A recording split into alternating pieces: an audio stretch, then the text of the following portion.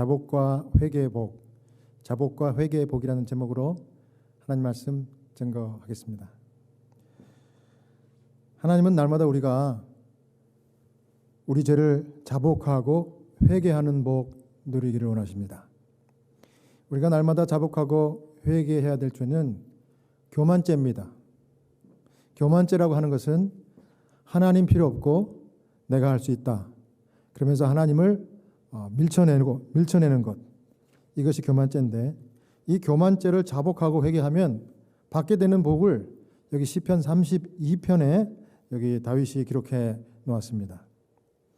시편 32편에 이 회개와 자복을 했을 때에 받는 복 몇 가지 살펴보겠습니다. 첫 번째는 죄 용서의 복입니다. 시편 32편 1절을 제가 읽습니다. 허물의 사함을 얻고 그 죄의 가리움을 받은 자는 복이 있도다. 시편 32편은 참회의 시입니다.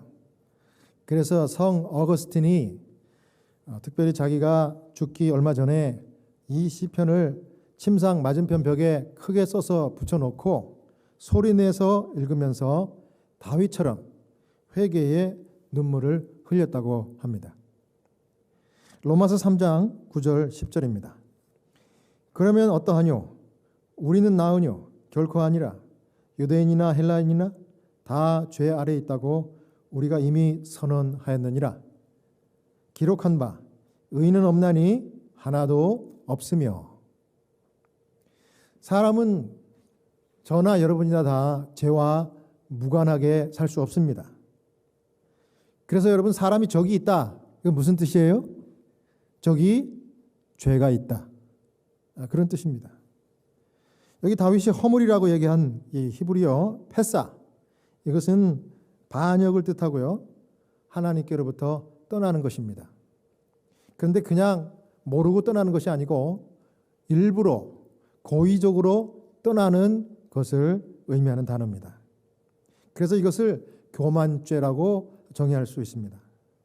하나님 필요 없다, 하나님 말씀 옳지 않아, 내가 할 수 있고 내가 훌륭해서 경험과 지식이 많아서 하나님의 능력, 하나님의 도움 없이도 잘할 수 있다, 이런 모든 생각들, 이런 모든 계획들이 다 교만죄인데, 이게 바로 이 죄의 뿌리입니다. 여러분, 성경이 무슨 책이라고 그랬어요? 성경은 사람 사용 설명서. 예수님 재림하시기 직전까지 이 땅에서 우리가 어떻게 살아야 되는지 그 지혜가 적혀 있는, 기록되어 있는 책이 바로 성경입니다. 그런데 여러분, 이 성경을 읽다 보면 성경에 여러 사람들의 이야기가 나오는데, 이 사람들의 이야기가 대부분 교만한 마음을 품고 교만죄를 부리다가 실패하고 넘어진 죄인들의 이야기입니다. 그러나 다시 하나님께 자복하고 회개하면 하나님이 용서하시고 하나님이 구원해 주시는 것, 이런 얘기들이 구약과 신약에 아주 많이 기록되어 있습니다. 그럼 반대로 하나님 기뻐하시는, 하나님이 칭찬하실 만한 그런 선한 일을 한 그런 좋은 이야기들은 성경에 많이 있습니까? 아니면 적게 나옵니까? 이 교만한 이야기들에 비해서 이 칭찬받고 하나님 기뻐하시는 이야기는 조금 나와요. 거의 없다고 보면 됩니다. 부자 선지자 717페이지에 이렇게 설명합니다. 성경에는 사람들을 칭찬하여 말한 데가 거의 없다. 일찍이 세상에 산 가장 선한 사람들의 미덕까지도 자세하게 말해주는 지면이 거의 없다. 이러한 침묵에는 분명한 목적이 있고 우리가 알아야 할 교훈이 있다. 사람들이 소유하고 있는 모든 좋은 자질들은 하나님의 선물이며 그들의 선한 행위는 그리스도를 통한 하나님의 은혜로 이루어진다. 그 모든 것이 하나님의 덕인 이상 그들의 위인됨이 어떠하든지 무엇을 성취했든지 간에 그 영광은 오직 하나님께만 속한 것이며 그들은 하나님의 쓰시는 도구에 불과한 것이다. 모든 성경 역사의 교훈이 가르쳐주는 것처럼 사람을 칭찬하거나 높이는 것은 위험한 일이다. 잘못하면 그것으로 인해 하나님만 의지하기를 잊어버리고 자신의 힘을 의지함으로 결국에 가서는 타락하게 되는 연고이다. 우리의 마음을 하나님께로부터 떠나게 하고 우리로 자고하게 하거나 자신을 의지하게 하는 것은 무엇이든지 분명히 우리를 넘어지게 하는 길을 예비하는 것이다. 성경의 취지는 인간의 능력을 의지하지 않도록 가르치는 동시에 하나님의 능력을 의지하도록 격려하는 것이다. 아멘. 여러분, 그래서 다윗이 사무엘 선지자의 왕이 되는 기름 부음을 받고 사울 왕에게 쫓기는 신세가 되었을 때 누구를 의지했습니까? 하나님을 의지했어요. 아주 전적으로 하나님의 보호와 능력을 의지했습니다. 그런데 이제 마침내 왕이 된 다윗이 계명대로 순종하는 선정을 베풀므로 인해서 하나님께서 이 이스라엘 나라에 많은 복을 주셨습니다. 그래서 그 주변 나라들의 이 침략을 물리쳐 주시고 하나님은 그 나라를 부강하고 아주 형통한 이 태평성대의 나라를 만들어 주셨어요. 이렇게 하나님이 복을 주시니까 다윗의 마음에 뭐가 싹트기 시작합니까? 다윗의 마음에 이제는 하나님이 필요 없다는 생각, 교만한 마음, 교만죄가 스물스물 일어나게 됐습니다. 여기 부조화 선지자 717페이지에 이렇게 설명합니다. 다윗에게 범죄할 수 있는 길을 열어주는 것은 자신을 의뢰하는 정신과 자기를 높이는 정신이었다. 아첨과 권세와 사치의 미묘한 유혹이 다윗에게 영향을 미쳤다. 다윗은 겸손히 여호와의 능력을 의지하는 대신에 자신의 지혜와 능력을 의지하기 시작하였다. 살아가는 영혼을 유일한 능력의 근원 되시는 하나님께로부터 분리시킬 수 있게 되자마자 인간의 사악한 육체적 욕망을 충동시키고자 할 것이었다. 원수는 이를 돌발적으로 하지 아니한다. 원수는 처음부터 몹시 놀랄 만한 일을 하는 것이 아니라 비밀리에 원칙의 요새를 침식하는 것이다. 이 일은 겉보기에는 매우 적은 일처럼 보이는 것들, 즉 하나님께 충실하고 당신을 전적으로 의지하기를 게을리하는 일이나 세상의 풍속과 행습을 따르는 경향에서 시작한다. 그래서 이제 다윗이 어떻게 됐습니까? 다윗이 남의 아내를 탐해서 그 아내를 취하기 위하여 살인죄를 먼저 저지릅니다. 그래서 햇사람 우리아의 아내를 뺏기 위해서 그 우리아 장군을 이 암몬과의 전쟁 제일 선두에 내보내 가지고 거기서 전사시켜요. 그러니까 간접살인을 합니다. 그 다음에 이제 그 미망인이 된 이 밧세바를 자기의 아내로 취해 가지고 결혼을 했고 드디어 아들을 낳았습니다. 이때에 하나님께서 선지자 나단을 보내서 사무엘하 12장 9절에 그러한데 어찌하여 내가 여호와의 말씀을 업신여기고 나보기에 악을 행하였느뇨? 내가 칼로 햇사람 우리아를 죽이되 암몬 자손의 칼로 죽이고 그 철을 빼앗아 내 철을 삼았도다. 다윗이 숨겨진 죄인 줄 알고 아무도 모를 줄 알고 있었던 그 자신의 정말 무시무시한 죄가 선지자에 의해서 드러났을 때 다윗은 즉시 하나님 앞에 넙죽 엎드려 하나님께 회개합니다. 사무엘하 12장 13절입니다. 다윗이 나단에게 이르되 내가 여호와께 죄를 범하였노라 하매 나단이 다윗에게 대답하되 여호와께서도 당신의 죄를 사하셨나니 당신이 죽지 아니하려니와.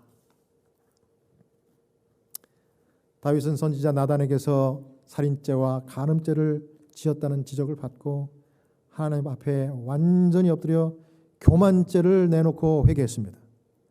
그러자 선지자가 이렇게 말합니다. 당신은 죽지 않습니다. 이게 뭡니까? 하나님이 이 자복과 이 회개의 정신을 다윗의 자복과 회개를 받아주셨다는 것입니다. 그러나 이 죄의 결과는 받을 수밖에 없는 것입니다. 그래서 이렇게 얘기합니다. 살인과 간음으로 낳은 당신의 아들이 필시 죽을 것입니다. 이렇게 선언을 하고 나단은 자리를 즉시 떴습니다. 선지자가 돌아가자마자 하나님이 다윗의 아이를 치셨고 아이는 심히 알았다고 사무엘하 12장 15절에 기록합니다. 사무엘하 12장 16절에서 18절에 다윗이 이렇게 했습니다.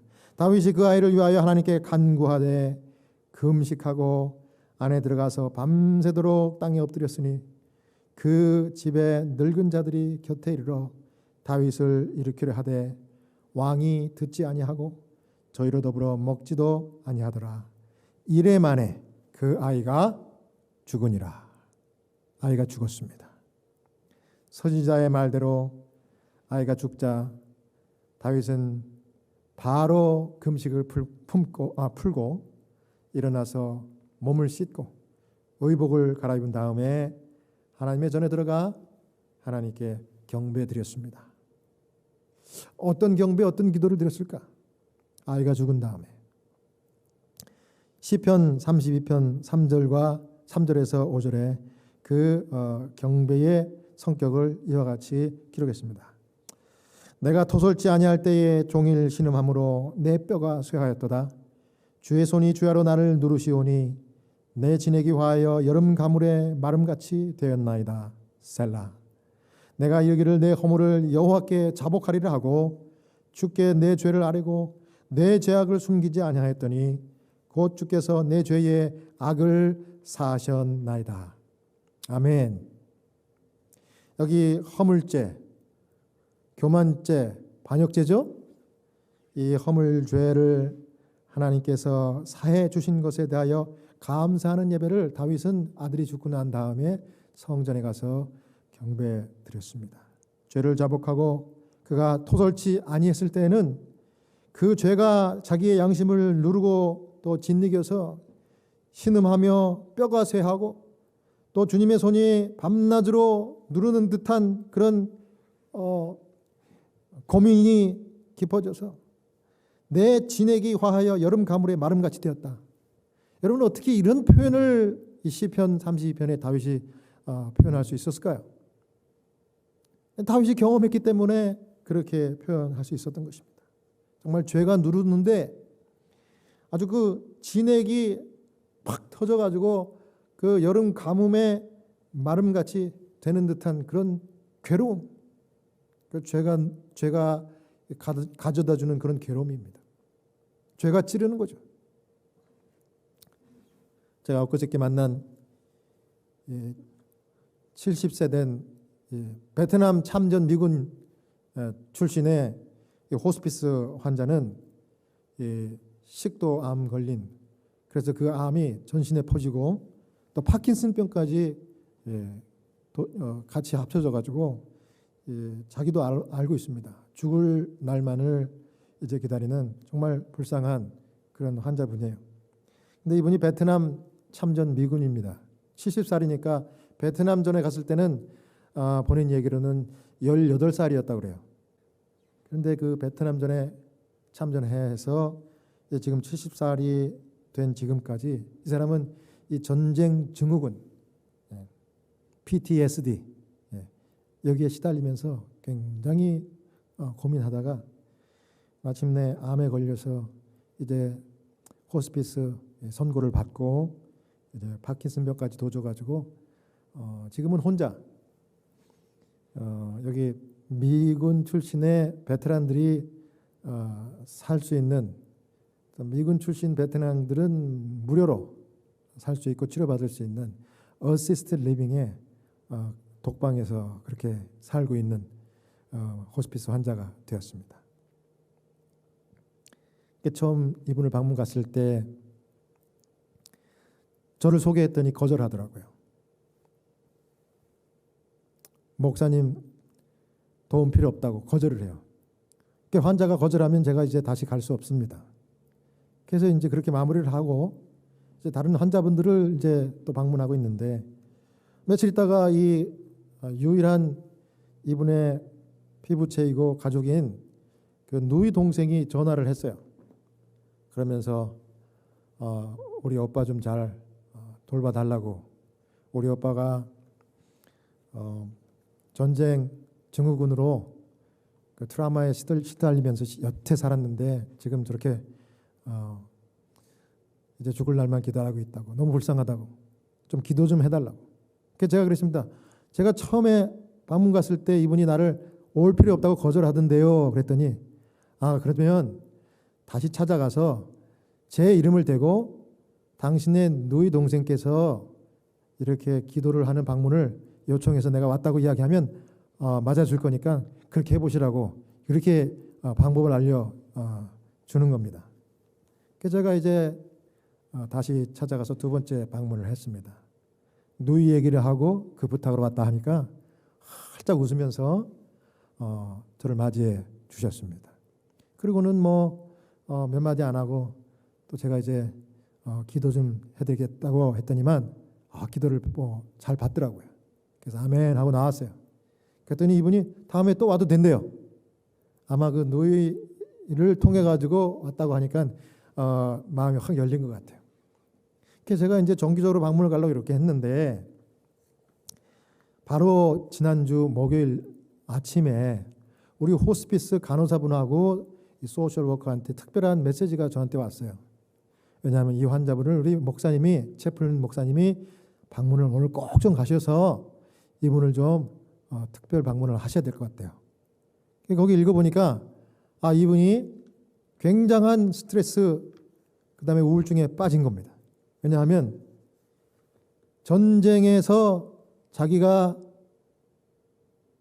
베트남전에서 했던 그 일이 지금까지 자기의 양심을 짓누르고 이렇게 하다가 이번에 이렇게 암이 전신에 퍼지고 죽게 됐다는 선고를 받고 난 다음에 정말 고민하다가 하나님께서 드디어 나를 그 월남전 베트남전에서 못된 짓을 한 것을 이제 퍼니시먼, 나를 벌 주시는구나. 그러면서 아주 밥도 안 먹고 자포자기하고 잠도 못 자고 괴로워한다는 거예요. 그래서 제가 그 얘기를 듣고 기도를 간절히 하고 갔습니다. 그리고 이제 가자마자 그분을 똑바로 쳐다보고 제가 이렇게 단도직입적으로 물었습니다. 내가 다시 오늘 당신을 만나러 오게 된 이유는, 내가 알기로는 당신이 지금 베트남전 참전 용사로 양심의 가책이 오고, 당신이 그 전쟁통에서 미군의 신분으로서 했던 그 일들이 너무 마음의 양심을 찌르고 괴로워서 지금 호스피스 환자의 신분으로 이렇게 죽을 날만 기다리고 있는 것이 하나님께서 그 못된 짓을 벌 주시기 위해서 그렇다는 생각을 갖고 있는 것 같다고 제가 들었는데, 정말 그렇게 생각하냐고 아주 단도직입적으로 얘기했습니다. 왜냐하면 이 사람을 오늘 이제 마지막 볼지 또 다음에 볼 수 있을지 이 호스피스 환자들은 기약이 없거든요. 그러니까 이 사람이 눈이 동그래지더니 의자를 갖다가 탁 주면서 앉으라고, 그러면서 그 파킨슨 병에 걸렸기 때문에 말도 제대로 하지도 못하지만 떠듬 이야기를 하는데 제가 정신을 바짝 차리고 무슨 이야기를 하는가 귀담아 들었습니다. 1시간 동안 그 얘기를 듣고 나서 집에 오니까 제가 아주 기운이 쭉 빠지더라고요. 그 정도로 아주 심각하게 이야기를 들었어요. 그랬더니 3가지 죄를, 자기가 진 죄를 이야기합니다. 첫 번째는 길에서 베트남 그 양민들을, 일반 무고한 시민들을 보이는 대로 베트콩이 그 안에 있다는 그런 교육을 받았기 때문에 무작위로 죽였대요. 무작위로 죽였대요. 그때 당시에 M16 기관총이 미군에게 처음 지급이 된 때예요. 그래서 그 M16을 가지고 정말 무고한 그 베트남 사람들을 많이 죽였대요. 그러면서 또 두 번째 죄를 이야기합니다.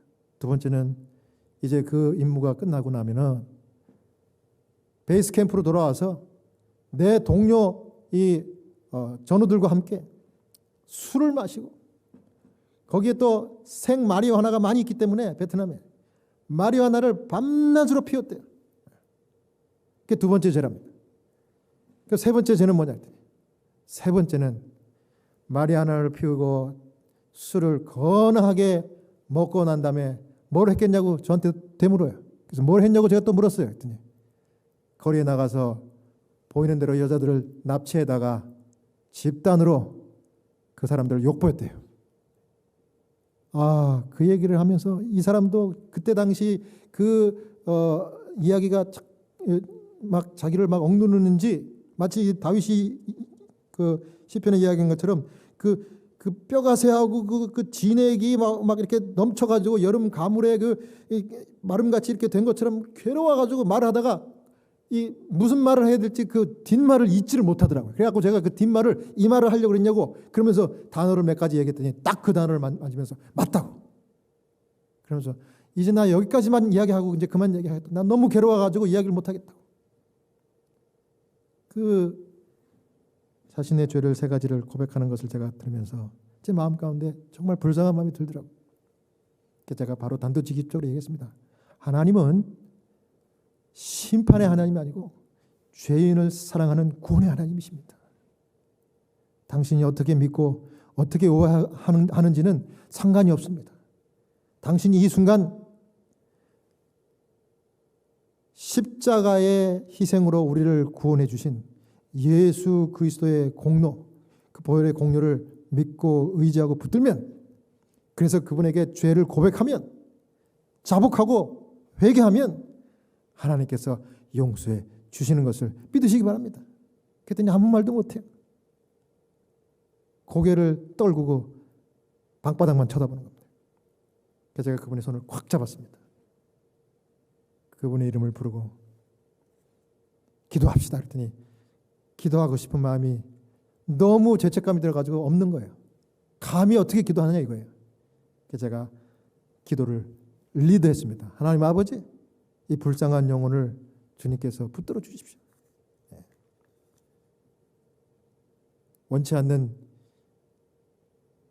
베트남전에 가서 저렇게 임무를 수행하다가 정말 험악한 저런 죄를 짓고 평생을 제대 이후에 지금까지 이제 죽음을 앞둔 이 순간까지 이 죄책감에 시달리다가 마침내 주님을 붙들지 못하고 저렇게 죄를 고백도 못한 채 하나님이 나를 심판하시는구나 하고서 자괴감에 빠져서 죽어가는 이 영혼을 불쌍히 여겨주십시오. 그 죄를 사하여 주시옵소서. 그리고 이분을 받아 주시옵소서. 예수님의 이름으로 기도합니다. 아멘.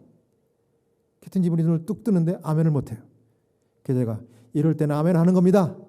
아멘 그래요. 그래서 제가 잘했다고. 그리고 이제 나와서 이제 거기 어시스트 리빙에 있는 이 수간호사에게 이야기를 했습니다. 보고를 했습니다. 근데 한참 이야기를 하는데 이 사람이 지팡이를 들고 뚜벅뚜벅 자기 방에서 걸어 나오는 거예요. 그러면서 막 이 복도를 왔다 갔다 하면서 만나는 사람들마다 하이 헬로 하면서 How are you? 하면서 밝게 웃으면서 인사를 하는 거예요. 그걸 지켜보고 있던 그 수간호사가 깜짝 놀란 겁니다. 아니, 저 사람한테 목사님 무슨 일을 하셨어요? 아니, 나는 가서 그 얘기 들어주고 기도해 준 것밖에 없다고 했더니 저 사람 한 번도 방에 처박혀가지고 나온 적이 없는데, 왜냐하면 자기를 다 이렇게 격리하고 스스로 그 죄책감에 괴로워하고 그런 날만 보내고 있다가 목사님이 왔다가 기도해주고 난 다음에 저 사람이 확 틀려졌다고 그렇게 얘기하는 겁니다. 제가 그 마음 가운데 확신이 들었습니다. 이 사람이 어렵게 죄를 고백했지만 하나님이 이 가련한 이 불쌍한 영혼을, 이 자백을, 그 회개를 하나님께서 받아주셨구나. 그리고 동시에 이 호스피스 환자의 마음 가운데도 마음의 평강이 찾아온 것 같습니다. 그래서 훌훌 털고 방을 뛰쳐나와서 지팡이를 들고 또복또복 걸어다니면서 이 사람 저 사람 만나는 사람들한테 이 구원의 감격을 표현하고 싶었는데 Hi, Hello, Thank you 이러면서 웃음을 탁 띄우고 미소를 띄우면서 그 감격, 그 기쁨을 나누고 싶었던 겁니다. 사랑하는 성도 여러분, 우리 하나님께서는 이 호스피스 환자가 했던 것처럼 우리가 알게 모르게 갖고 있는 이 교만죄, 이 죄의 뿌리가 됐던 이 교만한 마음을 내려놓고 하나님께 자복하고 회개하기를 끊임없이 하는, 그래서 하나님이 주시는 복을 넘치도록 받는 그런 신실한 성도들이 되기를 원하십니다. 그와 같은 신실한 성도들이 다 되시기를 간절히 소원합니다. 그 다음 두 번째, 자백과 회개의 복은 은신처와 은혜의 복입니다. 무엇과 무엇의 복이라고요? 은신처와 은혜의 복입니다. 시편 32편 7절과 10절에 다윗이 이렇게 결론적으로 고백했습니다. 주는 나의 은신처이오니 환난에서 나를 보호하시고 구원의 노래로 나를 애우시리이다. 셀라. 악인에게는 많은 슬픔이 있으나 여호와를 신뢰하는 자에게는 인자하심이 두루리로다. 은신처라고 하는 것은 피하는 장소입니다. 환난에서 보호받는 곳인데, 마치 우리가 옛날에 한국에서 한 달에 한 번씩 사이렌이 울리면 대피해야 되는 이 공습 훈련, 민방위 공습 훈련, 여러분 기억나시죠? 어디로 대피합니까?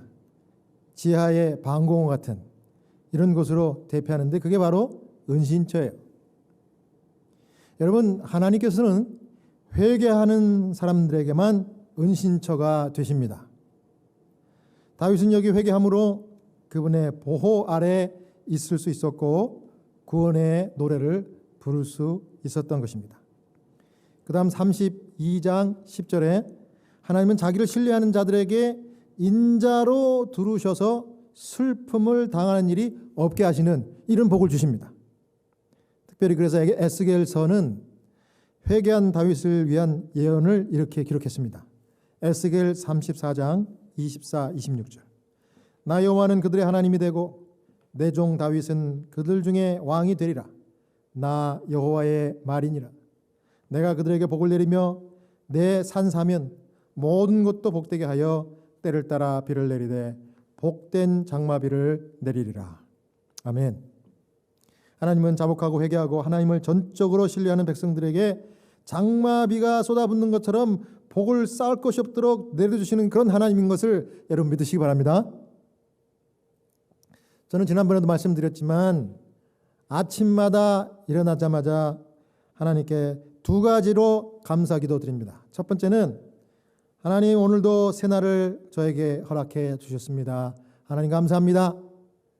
하나님의 기뻐하는 삶을 오늘도 살게 도와주시옵소서.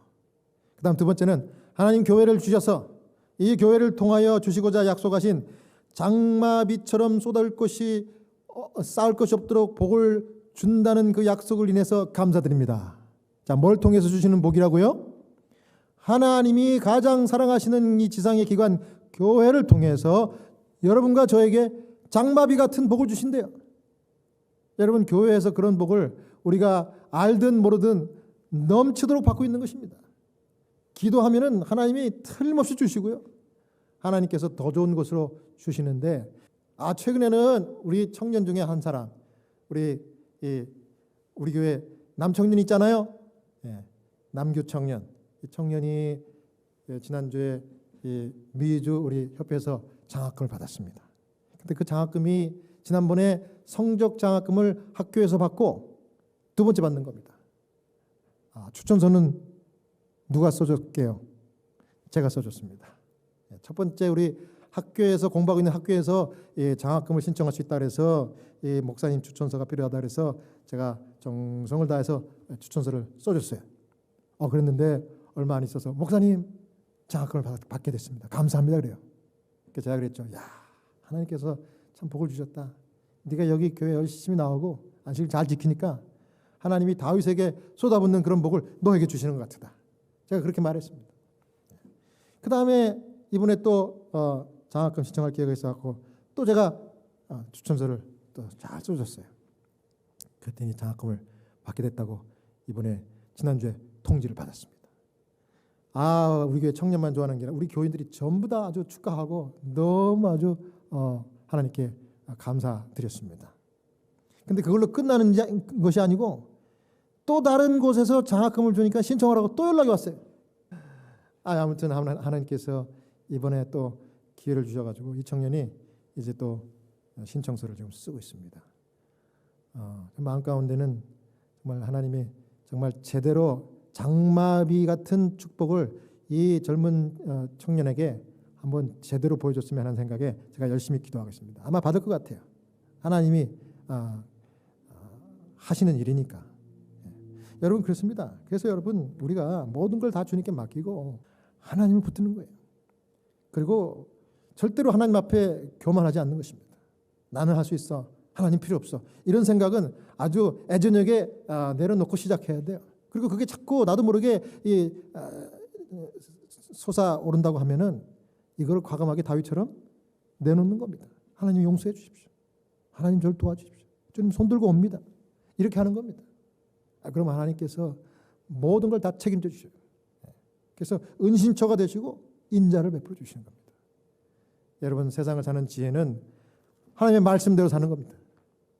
이 세상을 승리하는 비결은 하나님 앞에 끊임없이 교만자 내려놓고 죄를 자복하며 회개하는 겁니다. 그러면 하나님께서 복을 주시는데 여름 장마비가 정말 감당할 수 없을 만큼 내리는 것처럼 저 여러분에게 넘치도록 인자로 둘러 진칠 줄로 믿습니다. 이와 같은 놀라운 축복이 하나님을 따르기로 결심한 이 믿음의 길을 가고 있는 저 여러분에게 예수님께서 재림하시는 그 영광스러운 날까지 끊임이 없이 넘치게 되기를 간절히 소원하면서 오늘 말씀을 마치겠습니다.